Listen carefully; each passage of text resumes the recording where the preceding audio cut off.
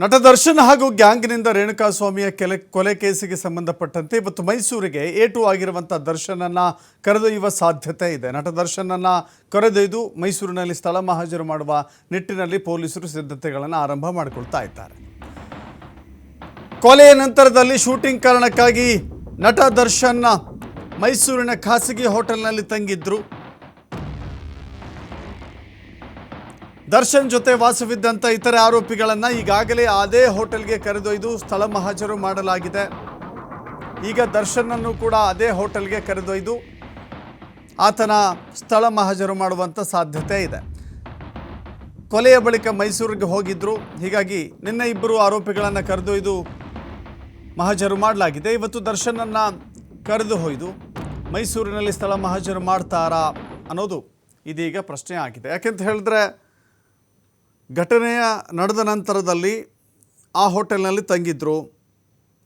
ಕೊಲೆಯಾದ ಬಳಿಕ ಸಾಕ್ಷ್ಯ ನಾಶಪಡಿಸುವಂಥ ಕೆಲಸಗಳು ಆ ಹೋಟೆಲ್ನ ಮೂಲಕ, ಅಂದರೆ ಅಲ್ಲಿ ಕೂತ್ಕೊಂಡೇ ಮಾಡುವಂಥದ್ದು ಅಥವಾ ಕೆಲವರನ್ನು ಆ ಹೋಟೆಲ್ಗೆ ಕರೆಸಿಕೊಳ್ಳುವಂಥದ್ದು, ಆ ಹೋಟೆಲ್ನಲ್ಲೇ ಕೆಲ ಕಾಲ ಮಾತುಕತೆ ಮಾಡಿರುವಂಥದ್ದು, ಈ ಎಲ್ಲ ಅನುಮಾನಗಳಿರ್ತವೆ. ಸೊ ಈ ಕಾರಣಕ್ಕಾಗಿ ದರ್ಶನ್ ಯಾವ ರೂಮಲ್ಲಿ ತಂಗಿದ್ರು, ಯಾರ್ಯಾರೆಲ್ಲ ಬಂದಿದ್ದರು, ಯಾರು ಹೋಗಿದ್ದರು, ಜೊತೆಗೆ ಅವರ ಜೊತೆ ಒಡನಾಟ ಮಾಡಿದಂಥ ವ್ಯಕ್ತಿಗಳ್ಯಾರು ಎಲ್ಲವನ್ನೂ ಕೂಡ ಪೊಲೀಸರು ಸ್ಥಳ ಮಹಾಜರಿನಲ್ಲಿ ಉಲ್ಲೇಖ ಮಾಡ್ತಾರೆ. ಜೊತೆಗೆ ಈ ಖಾಸಗಿ ಹೋಟೆಲ್ನ CCTV ಫುಟೇಜ್ ಕೂಡ ಪಡೆದುಕೊಂಡು ವಿಚಾರಣೆಯಲ್ಲಿ ಸಾಕ್ಷಿಯನ್ನಾಗಿ ಅದನ್ನು ತೆಗೆದುಕೊಳ್ಳುವ ಸಾಧ್ಯತೆ ಇರುತ್ತೆ. ಜೊತೆಗೆ ಆ ಹೋಟೆಲ್ನ ಸಿಬ್ಬಂದಿ ಅಥವಾ ರೂಮ್ ಬಾಯ್ಗಳು ಅವರೆಲ್ಲರನ್ನೂ ಕೂಡ ಇಲ್ಲಿ ವಿಚಾರಣೆಗೊಳಪಡಿಸುವಂಥ ಸಾಧ್ಯತೆ ಇರುತ್ತೆ. KD ಗ್ಯಾಂಗ್ ಈವರೆಗೂ ಎಲ್ಲೆಲ್ಲಿ ಮಹಾಜರು ಮಾಡಲಾಗಿದೆ ಅಂತ ನೋಡೋದಾದರೆ ದರ್ಶನ್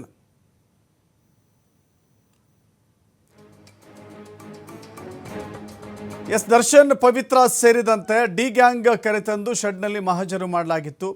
ಈವರೆಗೂ ಕೂಡ ಗಿರಿನಗರದ ಪ್ರದೋಷ್ ನಿವಾಸದಲ್ಲಿ ಕೂಡ ಸ್ಥಳ ಮಹಾಜರು ಮಾಡಲಾಗಿದೆ. ಶವ ಬಿಸಾಡಿದ್ದಂಥ ಸತ್ವ ಅನುಗ್ರಹ ಅಪಾರ್ಟ್ಮೆಂಟ್ ಬಳಿಯೂ ಕೂಡ ಮಹಾಜರು ನಡೆಸಲಾಗಿತ್ತು. ಜೊತೆಗೆ ಸ್ವಾಮಿ ಕೊಲೆಯಾದಂಥ ಪಟ್ಟಣಗೆರೆ ಜಯಣ್ಣ ಶೆಡ್ನಲ್ಲೂ ಕೂಡ ಪಂಚನಾಮೆ ಮಾಡಲಾಗಿದೆ. ಇನ್ನು RR ನಗರದ ಐಡಿಯಲ್ ಹೋಮ್ಸ್ ಈ ಕ್ರಾಸ್ನಲ್ಲಿ ಮಹಾಜರು ನಡೆಸಲಾಗಿತ್ತು. ಇನ್ನು ಚಿತ್ರದುರ್ಗದಿಂದ ಕಿಡ್ನ್ಯಾಪ್ಗೆ ಬಳಸಿದ್ದಂಥ ಕಾರು ಪರಿಶೀಲನೆ ಮಾಡಲಾಗಿದೆ.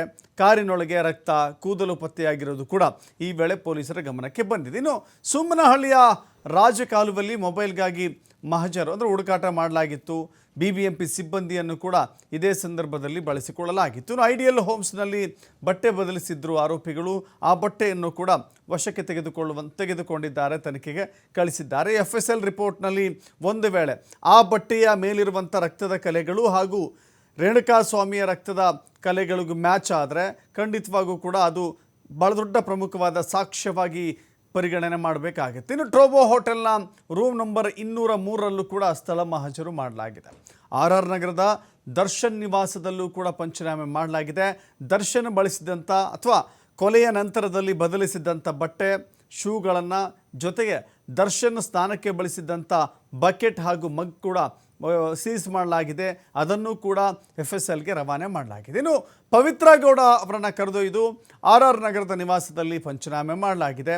ಕೊಲೆಯಾದ ಬಳಿಕ ಪವಿತ್ರ ಗೌಡ ತಮ್ಮ ಮನೆಗೆ ಹೋಗಿದ್ದರು.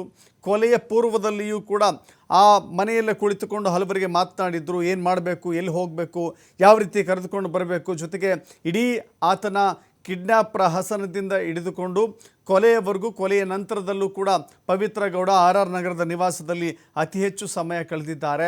RR ನಗರ ನಿವಾಸಕ್ಕೆ ಯಾರೆಲ್ಲ ಬಂದಿದ್ದರು, ಯಾರು ಈಕೆಯ ಜೊತೆ ಮಾತನಾಡಿದ್ರು, ಈ ಕೊಲೆಯ ಬಳಿಕ ಯಾವೆಲ್ಲ ರೀತಿಯ ಡಿಸ್ಕಷನ್ಗಳು ನಡೆದಿದೆ ಅನ್ನೋದನ್ನು ಕೂಡ ಚೆಕ್ ಮಾಡಲಾಗ್ತಾ ಇದೆ. ಜೊತೆಗೆ RR ನಗರದ ಪವಿತ್ರ ಗೌಡ ನಿವಾಸದಲ್ಲಿರುವಂಥ CCTV ಫುಟೇಜನ್ನು ಕೂಡ ಕಲೆ ಹಾಕಿದ್ದಾರೆ ಪೊಲೀಸರು.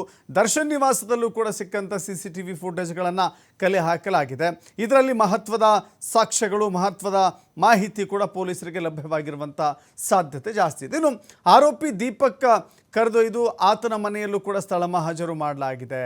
ಇನ್ನು ಆರೋಪಿ ವಿನಯ್ನನ್ನು ಕರೆದೊಯ್ದು ಸ್ಟೋನಿ ಬ್ರೂಕ್, ಯಾಕಂತ ಹೇಳಿದರೆ ನೋಡಿ, ಒಂದು ಕಡೆ ಕಿಡ್ನ್ಯಾಪ್ ಮಾಡಿಕೊಂಡು ರಘು ಅಲಿಯಾಸ್ ರಾಘವೇಂದ್ರ ಚಿತ್ರದುರ್ಗದಿಂದ ನೇರವಾಗಿ ಬೆಂಗಳೂರಿಗೆ ಬರ್ತಾ ಇದ್ದರೆ, ಅದೇ ಸಂದರ್ಭದಲ್ಲಿ ಸ್ಟೋನಿ ಬ್ರೂಕ್ ಎಂಬ ಹೋಟೆಲ್ ಅಥವಾ ರೆಸ್ಟೋರೆಂಟ್ ಅಥವಾ ಪಬ್ನಲ್ಲಿ ಕುಳಿತುಕೊಂಡು ಪಾರ್ಟಿ ಮಾಡ್ತಾ ಇದ್ರು. ಆ ಸಂದರ್ಭದಲ್ಲಿ ಕೊಲೆಯ ಸ್ಕೆಚ್ ನಡೆಸಿದ್ರ, ಕೊಲೆಯ ಬಗ್ಗೆ ಡಿಸ್ಕಷನ್ ನಡೀತಿದ್ರ, ರೇಣುಕಾಸ್ವಾಮಿಯನ್ನು ಬೆಂಗಳೂರಿಗೆ ಕರೆತಂದ ನಂತರದಲ್ಲಿ ಯಾವೆಲ್ಲ ರೀತಿಯಲ್ಲಿ ಆತನಿಗೆ ಚಿತ್ರಹಿಂಸೆ ಕೊಡಬೇಕು ಅನ್ನುವ ಸಿದ್ಧತೆ ಮಾಡಿದ್ದೇ ಈ ಸ್ಟೋನಿ ಬ್ರೂಕ್ನಲ್ಲ.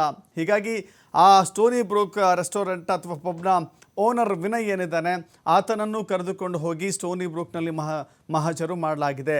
ಸ್ಟೋನಿ ಬ್ರೂಕ್ನಲ್ಲಿ ಸಿಕ್ಕಂಥ ಕೆಲ CCTV ಫೂಟೇಜ್ನ ಆಧಾರದ ಮೇಲೆ ನಟ ಚಿಕ್ಕಣ್ಣನಿಗೂ ಕೂಡ ನೋಟಿಸ್ ಕೊಡಲಾಗಿತ್ತು. ನಟ ಚಿಕ್ಕಣ್ಣ ಕೂಡ ಆವತ್ತು ದರ್ಶನ್ ಜೊತೆ ಪಾರ್ಟಿಯಲ್ಲಿ ಭಾಗವಹಿಸಿದ್ರು ಎನ್ನುವ ಕಾರಣಕ್ಕಾಗಿ ಕಾಮಾಕ್ಷಿಪಾಳ್ಯ ಪೊಲೀಸರು ಅವರಿಗೆ ನೋಟಿಸನ್ನು ಜಾರಿ ಮಾಡಲಾಗಿತ್ತು. ಇನ್ನೊಂದು ಕಡೆ ದರ್ಶನ್ ಪತ್ನಿ ವಿಜಯಲಕ್ಷ್ಮಿ ನಿವಾಸದಲ್ಲೂ ಕೂಡ ನೀಲಿ ಕಲರ್ ಶೂ ಅನ್ನು ವಶಕ್ಕೆ ತೆಗೆದುಕೊಳ್ಳಲಾಗಿದೆ. ನೀಲಿ ಕಲರ್ ಶೂ ಯಾರ್ದು ಏನು ಎತ್ತ ಅನ್ನೋದು ಕೂಡ ಆ ತನಿಖೆಯಲ್ಲಿ ಗೊತ್ತಾಗಬೇಕಾಗಿದೆ. ಇನ್ನು ಮೈಸೂರಿನ ರಾಡಿಸನ್ ಬ್ಲೂ ಹೋಟೆಲ್ನಲ್ಲಿ ಸ್ಥಳ ಮಹಜರು ಮಾಡಲಾಗುತ್ತೆ. ನಾವೀಗ ತಾನೇ ವಿವರಿಸಿದಂತೆ ರಾಡಿಸನ್ ಬ್ಲೂ ಹೋಟೆಲ್ ಯಾಕೆ ಅಷ್ಟೊಂದು ಪ್ರಾಮುಖ್ಯತೆಯನ್ನು ಪಡೆದುಕೊಂಡಿದೆ ಅಂತ ಹೇಳಿದ್ರೆ, ಈ ಕೊಲೆಯ ನಂತರದಲ್ಲಿ ನಟ ದರ್ಶನ್, ಆರೋಪಿಯೂ ಆಗಿರುವಂಥ ನಟ ದರ್ಶನ್ ಶೂಟಿಂಗ್ ಕಾರಣಕ್ಕಾಗಿ ರಾಡಿಸನ್ ಬ್ಲೂ ಹೋಟೆಲ್ನಲ್ಲಿ ತಂಗಿದ್ರು. ಆ ಸಂದರ್ಭದಲ್ಲಿ ಯಾರೆಲ್ಲ ಬಂದಿದ್ದರು, ಸಾಕ್ಷ್ಯ ನಾಶಕ್ಕಾಗಿ ಅಲ್ಲಿ ಪ್ರಯತ್ನ ನಡೀತಾ, ಕೊಲೆಯ ಪ್ರಕರಣವನ್ನು ಮುಚ್ಚಿ ಹಾಕುವ ಬಹಳ ದೊಡ್ಡ ಪ್ರಯತ್ನ ಆ ಹೋಟೆಲ್ನಲ್ಲಿ ರೂಪುರೇಷೆಯನ್ನು ಮಾಡಲಾಯ್ತಾ, ಎಲ್ಲವನ್ನೂ ಕೂಡ ಚೆಕ್ ಮಾಡಲಾಗುತ್ತೆ. ಇನ್ನು ಸ್ಟೋನಿ ಬ್ರೂಕ್ ರೆಸ್ಟೋ ಬಾರ್ಗೆ ದರ್ಶನನ್ನು ಕರೆತಂದು ಕೂಡ ಸ್ಥಳ ಮಹಜರು ಮಾಡಿದ್ದಾರೆ. ಚಿತ್ರದುರ್ಗದಿಂದ ಹಿಡಿದುಕೊಂಡು ಅವರು ಹೋದಂಥ ಪ್ರತಿಯೊಂದು ಜಾಗದಲ್ಲೂ ಕೂಡ ಪೊಲೀಸರು ವಿಚಾರಣೆಯನ್ನು ಮಾಡಿದ್ದಾರೆ. ಸಿಕ್ಕಂಥ ಸಾಕ್ಷ್ಯಗಳನ್ನು ತೆಗೆದುಕೊಂಡಿದ್ದಾರೆ. ಕೆಲವಷ್ಟು ವಿಷವಸ್ತುಗಳನ್ನು FSLಗೆ ವಿಧಿವಿಜ್ಞಾನ ಪ್ರಯೋಗಾಲಯಕ್ಕೆ ಕಳಿಸಿಕೊಡಲಾಗಿದೆ. ಆ ವರದಿ ಬಂದ ನಂತರದಲ್ಲಿ ಈ ಪ್ರಕರಣದಲ್ಲಿ ಯಾರೆಲ್ಲ ಭಾಗವಹಿಸಿದ್ದಾರೆ, ಹೇಗೆ ಈ ಘಟನೆ ನಡೆದಿದೆ ಎಲ್ಲವೂ ಕೂಡ ಗೊತ್ತಾಗುತ್ತೆ. ಒಟ್ಟಿನಲ್ಲಿ 15ರಿಂದ 16 ಸ್ಥಳಗಳಲ್ಲಿ ಒಟ್ಟಿನಲ್ಲಿ ಈ ಸ್ಥಳ ಮಹಜರು ನಡೆದಿದೆ. ಇಷ್ಟೂ ಸ್ಥಳಗಳಲ್ಲೂ ಕೂಡ ಬೇಕಾದಂಥ ಅನೇಕ ಮಹತ್ವದ ಸಾಕ್ಷ್ಯಗಳು ಕೂಡ ಸಿಕ್ಕಿದ್ದಾವೆ. ಜೊತೆಗೆ ಪಟ್ಟಣಗೆರೆಯ ಶೆಡ್ ಇದೆಯಲ್ಲ, ಪಟ್ಟಣಗೆರೆ ಶೆಡ್ನಲ್ಲೇ ಕೊಲೆ ನಡೆದಿದೆ. ಆ ಶೆಡ್ನಲ್ಲಿ ಇಂಚಿಂಚು ಮಾಹಿತಿಯನ್ನು ಈಗಾಗಲೇ ಇಷ್ಟು ಸ್ಥಳಗಳಲ್ಲಿ ಕೆಲ ಸ್ಥಳಗಳನ್ನು ಈಗ ಸ್ಟೋನಿ ಬ್ರೂಕನ್ನು ಸೀಸ್ ಮಾಡಿದ್ದಾರೆ. ಕಂಪ್ಲೀಟ್ ಪೊಲೀಸರು ಸೀಸ್ ಮಾಡಿಕೊಂಡಿದ್ದಾರೆ. ತಮ್ಮ ತನಿಖೆಗೆ ಬೇಕಾದಂಥ ಎಲ್ಲ ವಸ್ತುಗಳನ್ನು ಅಲ್ಲಿ ತೆಗೆದುಕೊಂಡಿದ್ದಾರೆ. ಇನ್ನೊಂದು ಕಡೆ ಪಟ್ಟಣಗೆರೆಯ ಶೆಡ್ನಲ್ಲಿಯೇ ಆತನ ಕೊಲೆ ನಡೆದಿತ್ತು. ಆ ಕಾರಣಕ್ಕಾಗಿ ಶೆಡ್ ಕೂಡ ಈಗ ಪೊಲೀಸರು ಸೀಸ್ ಮಾಡಿದ್ದಾರೆ. ಅಲ್ಲಿಯೂ ಕೂಡ ಅನೇಕ ರೀತಿಯ ವಿಚಾರಣೆಗಳನ್ನು ಮಾಡ್ತಾ ಇದ್ದಾರೆ. ಅಕ್ಕಪಕ್ಕದ CCTV ಫೂಟೇಜನ್ನು ಕೂಡ ಕಲೆ ಹಾಕಿದ್ದಾರೆ. ಸೊ ಈ ಪ್ರಕರಣದಲ್ಲಿ ಒಟ್ಟಾರೆ ಸಿಕ್ಕಿರುವಂಥ ಎಲ್ಲ ಮಾಹಿತಿಗಳನ್ನು ಪಡೆದುಕೊಂಡು ಇದೀಗ ತನಿಖೆಯನ್ನು ತೀವ್ರಗೊಳಿಸಿದ್ದಾರೆ.